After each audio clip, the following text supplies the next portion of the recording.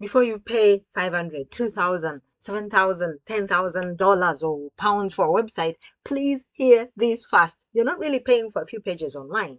You're paying for clarity, trust, structure, content, mobile performance, search engine optimization basics, AEO. If you don't know AEO, you need to speak to me. And whether that website helps people take the next step. Cheap website versus professional website. What is the real cost?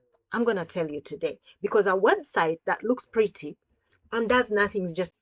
Welcome to your Power Echoes with Julie Syl, the podcast for purpose-led women, business owners, charity leaders, creatives, and everyday visionaries who are ready to build with more clarity, confidence, and courage.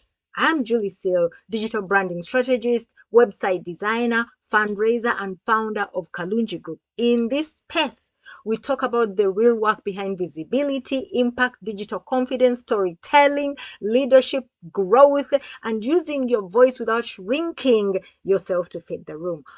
And today we are going to talk about this topic. So grab your tea, your notebook, or just listen as you go about your day, because your work matters, your message matters, and yes, your power echoes. It's just an expensive online flyer, like the online brochure. So how much does a website designer actually cost in the United Kingdom? At least that's where I'm based. The honest answer is it depends on what you need the website to do. Very, very important, because a very basic DIY or starter website can cost from £0 to about £1,500. A lot of people want to pay zero. They want to pay closer to the zero. That may work if you only need a simple online presence, maybe a home page, about page, service page, and a contact form. Useful, yes. Powerful, not always, because all you're telling people is, yes, I'm online and you can visit me. At this level, you may still need to sort out your copy, your SEO, images, your structure, your updates, and maintain the website yourself. That can also be a challenge if you don't know what you're doing, and you could also break your little DIY website. The next level is a professional brochure website, usually around £1,500 to £3,500.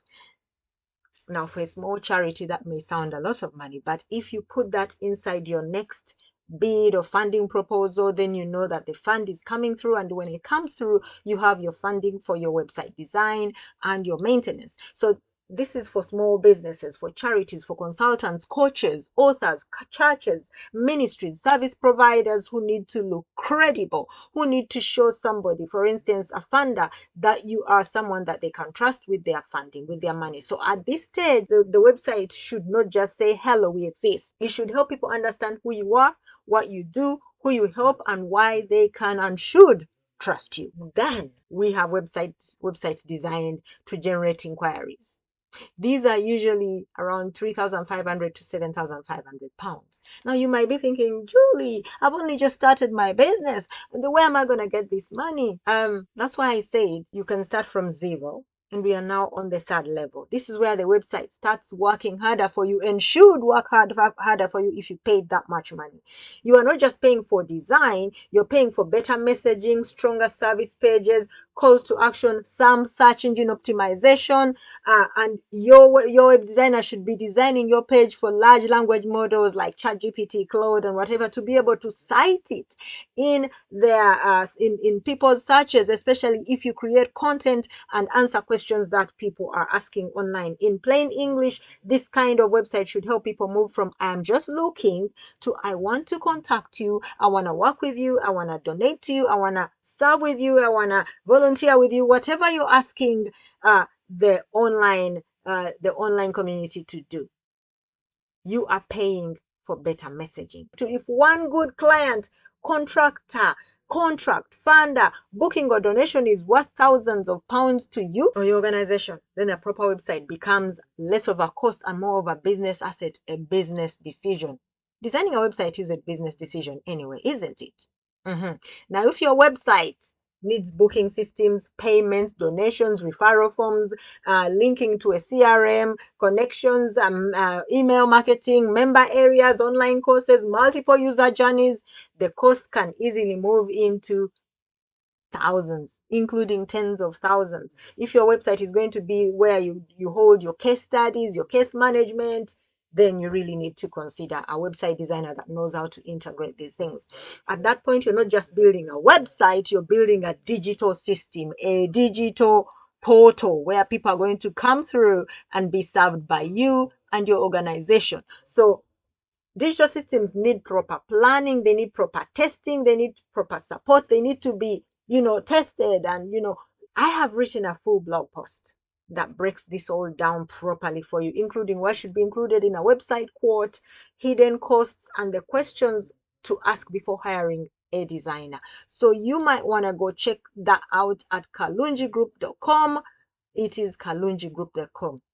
I will link it in the description and comment so that you can read that before you pay for your next website or for your next redesign. Okay, so now here is where people often get caught out. They compare website prices while comparing what is included. One designer may quote £900 and only include a few pages with basic layout. Another may quote £4,000 and include strategy, copywriting support, search engine optimization setup, mobile optimization, analytics, training, launch checks, and post-launch support. By the way, at KWeb Social, we include all that, whether you pay us £900 or £90,000. And they are not the same. And they are not the same offer, by the way. So before you decide someone is too expensive or cheap and cheerful is what you're looking for, or what is inside the quote you're being given, here are the basics I would expect in a proper website project. Pay attention. Strategy and discovery, a clear sitemap, mobile-friendly design, strong website copy or copy support, basics SEO setup, contact forms that actually work and that you can actually receive the emails, the contacts of the people leaving their contacts with you, analytics, security. Basics security is super important for your website. You don't want your website hacked. Cookie and privacy considerations, a proper privacy policy that has been looked over by a legal mind. Fortunately for Kalungi Group, I am the legal mind. I am a trained lawyer. I trained in law in Uganda and I know my law in the UK. And then it needs to be tested before launch. And so handing over to you is also a mini training, so you are not trapped every time you need to update one sentence. But here's the deal. Do not touch the technical side of your website. You're going to break it. Do not decide that you're going to go to YouTube and listen to a 30-minute video and then you're going to go and do your website maintenance yourself. You're going to break it. Don't try to update things you don't know. But adding an image here, creating a blog post there, that should be something that you should be able to do. Your web designer should be able to show you. So please don't forget these things, because these are the essentials for your website design. Your website needs a domain name. It needs to be hosted somewhere.